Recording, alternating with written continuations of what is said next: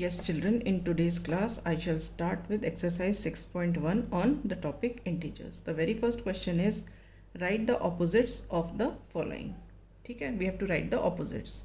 The very first statement is increase in weight. So the opposite statement would be decrease in weight. Okay. Now next. 30 kilometers north. So we will write 30 kilometers south. This will be the opposite statement. Okay. Now next C part. 80 meters east. So the opposite statement will be 80 meters west. Okay. Now next. Loss of rupees 100. So opposite statement will be gain of rupees 100. Okay. Then next 100 meter above sea level. तो opposite statement क्या होगा 100 meter below sea level. ठीक है. Next question. This is represent the following numbers as integers with appropriate sign. We have to represent the following numbers as integers with appropriate sign. ठीक है. Now the first statement is an aeroplane is flying at a height of 2000 meter above the ground. तो हमें इस statement को integer के form में लिखना है with appropriate sign. So aeroplane is flying at a height of 2000 meter above. Above means positive.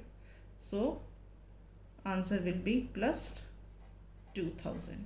ठीक है. Okay. Now we'll see B part.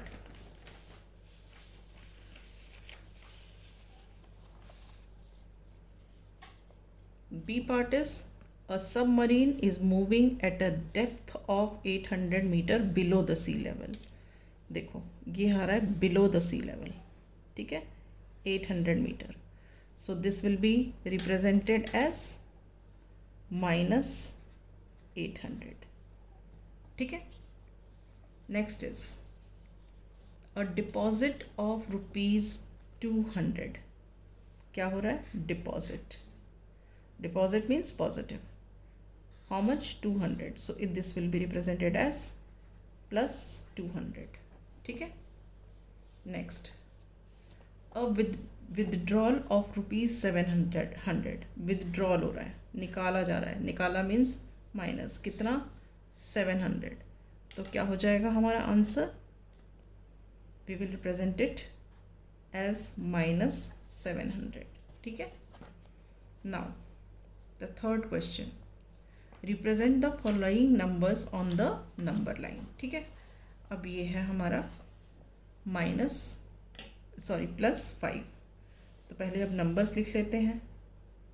-1, -2, -3, -4. 1, 2, 3, 4, 5, 6. हमें क्या रिप्रेजेंट करना है नंबर लाइन पे? +5. +5 क्या हुआ? ये. This is +5. इस पॉइंट को हम मार्क कर देते हैं A. ठीक है. तो हम यहाँ पे क्या लिखेंगे? A represents +5 on the number line. ठीक है. Now see the B part. B part is -10. हम मार्क कर लेते हैं पहले नंबर्स. ये 1, 2 और ये -1, -2, -3, -4, -5, -6, -7, -8, -9, -10, -11. ठीक है.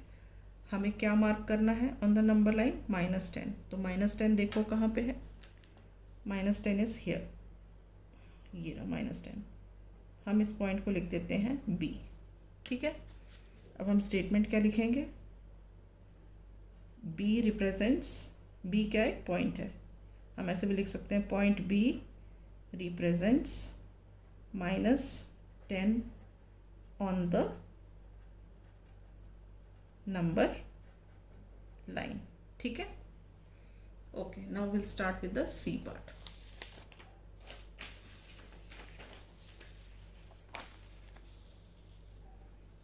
ये लो सी पार्ट.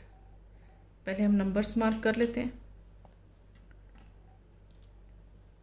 1 2 3 4 5 6 7 8 9 -1 -2 -3. ठीक है.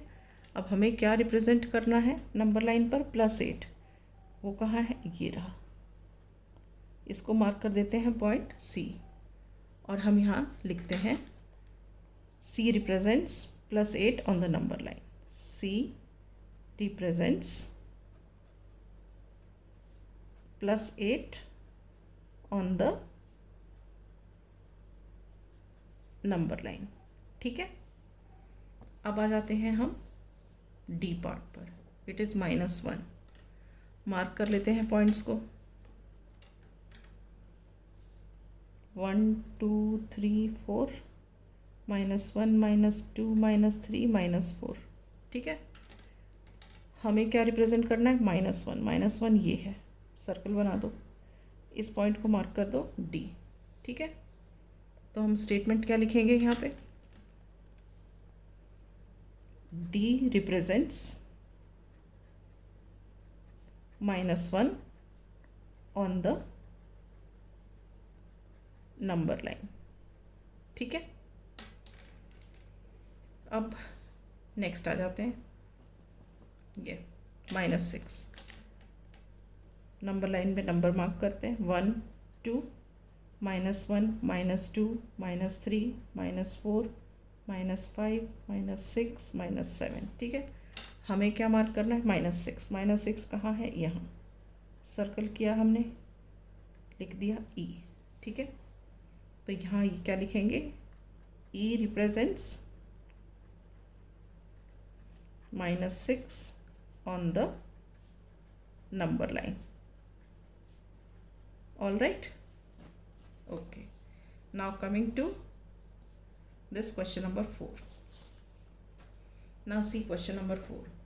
The adjacent vertical line, ये वाली, ये vertical line is representing integers. ये जो points mark किए हैं, these points represent some integers. And this is given that D is +8. ठीक है. Observe and locate the following points. If point D is +8, then which point is -8? सबसे पहले आप क्या करो? आप इंटीजर्स लिख लो. ये +8 है तो ये होगा +7 +6 +5 +4 +3 +2 +1 0 -1 -2 -3 -4 -5 -6 -7 -8 -9 और -10. ठीक है. अब हम आंसर करते हैं क्वेश्चंस को. If D is +8, then which is point -8? अब point -8 कौन सा है? ये है. So we will write what? F. ठीक है ना. तो which point is -8? Point F is -8. ठीक है. Next, is point G a positive integer और अ नेगेटिव इंटीजर? G देखो कहाँ पे है. ये रहा G. ये क्या है? -6. तो ये it is a negative integer. तो आप लिखोगे G is a negative integer. ठीक है. Now right integers for points B and E. मतलब B पॉइंट किस इंटीजर को रिप्रेजेंट करता है और E पॉइंट किस इंटीजर को रिप्रेजेंट करता है. ठीक है. तो हम देखते हैं B पॉइंट B कहाँ है. B ये रहा. B represents +4. तो हम यहाँ पहले लिखेंगे B रिप्रेजेंट्स +4 और E देखो कहाँ है. ये रहा E. E represents -10. तो हम यहाँ लिखेंगे ई रिप्रेजेंट्स -10, ठीक है। अब which point marked on the number line has least value. Positive वाले तो ज़्यादा होते हैं और नेगेटिव वालों की वैल्यू कम होती है। जो ये -1 है, ये सबसे बड़ा नेगेटिव इंटीजर है, उससे छोटा -2, उससे छोटा -3, उससे छोटा -4 एंड सो ऑन। तो सबसे छोटा कौन सा है इस नंबर लाइन पे? ई, क्योंकि ई इज़ -10, ठीक है। तो which point marked on the number line has least value? Point E, point E has least value, ठीक है। अब arrange all the points in decreasing order of the value. Decreasing मतलब सब बड़े से छोटा, ठीक है। तो हमको सारे पॉइंट्स बड़े से छोटे में लिखने हैं, तो हम कैसे लिखेंगे? यहाँ से शुरू होंगे, ये डी सबसे बड़ा, ठीक है।